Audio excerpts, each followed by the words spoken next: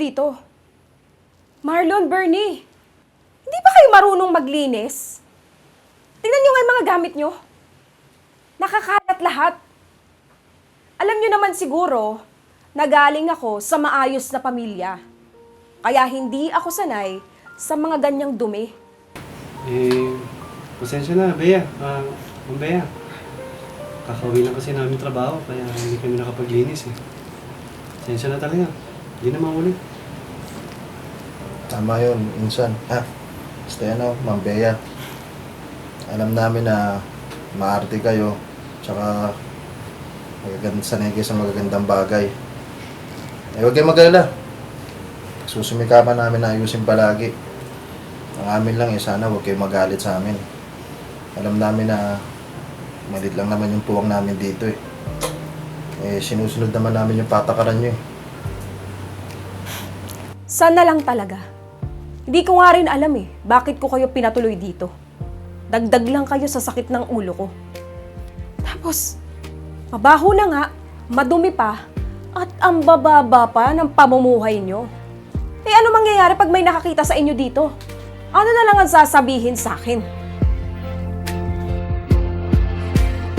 Bernie. Hindi ko tama naman si Ma'am Bea eh. Napakababa naman talaga ng pamumuhay natin. Tignan mo nga ako. Araw-araw ako nagkakargador. Pariya-pariya nga lang kinikita ko eh. Ano ba naman, Marlon? Ano sabihin yan? Alam mo, napakaswerte mo nga eh. Tinan mo, ikaw may pamilya ka pa, di ba? May uuwian ka. Ako, tinan mo ako. Ano meron sa akin? Wala. May pera nga ako. Wala naman taong sasalubong sa akin pag uwi ko. Aanin ko naman yung kayamanan. Kung wala naman taong nagmamahal sa akin. Kaya maswerte ka pa din. Tara na, linis na tayo. Pagalitan na naman tayo.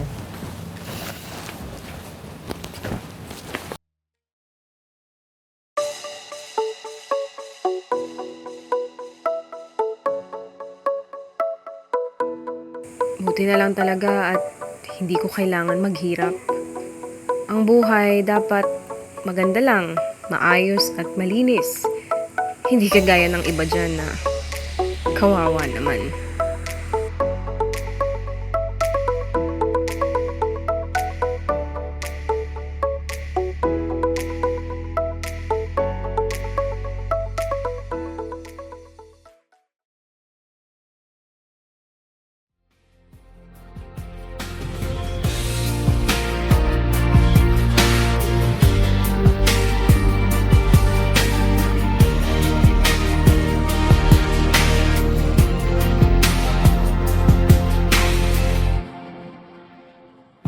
Wala. Wala talaga akong matakbuhan. Pamilya ko, kaibigan ko, lahat sila, ayaw kong sagutin. Akala ko dati, basta mayaman ka, maayos yung buhay mo, maganda ka, laging may dadamay sa'yo. Pero hindi pala ganun yun. Awa naman ako. Mag-isa lang ako ngayon. Napakakawawa ko pala talaga.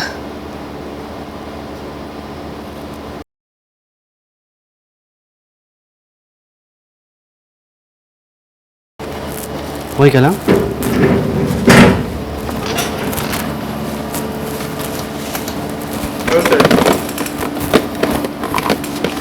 Huwag ka na umiyak.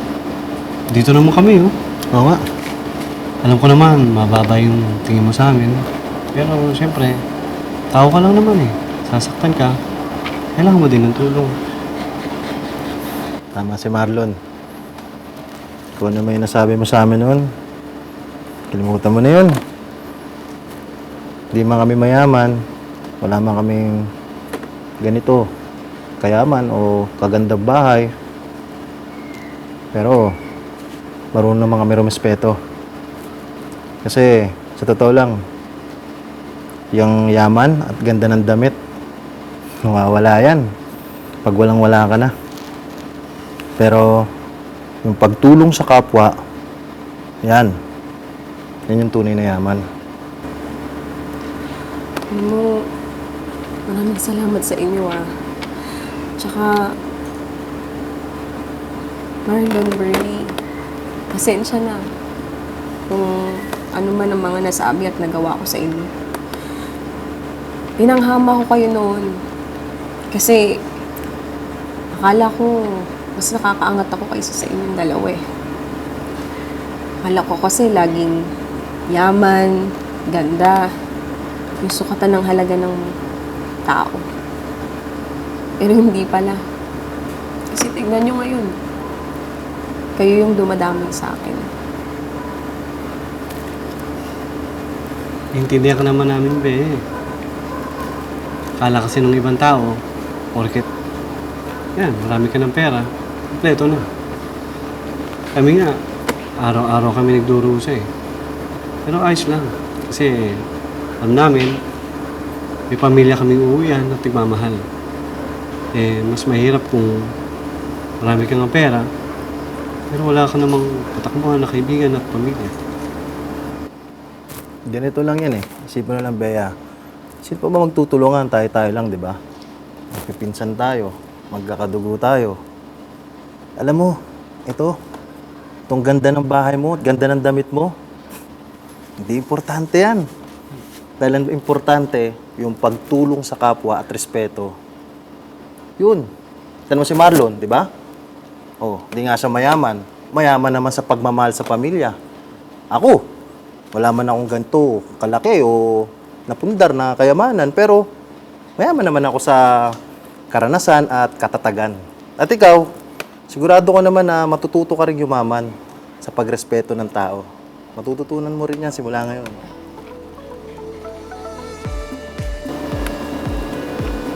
Napakaliit lang pala ng mundo ko, no?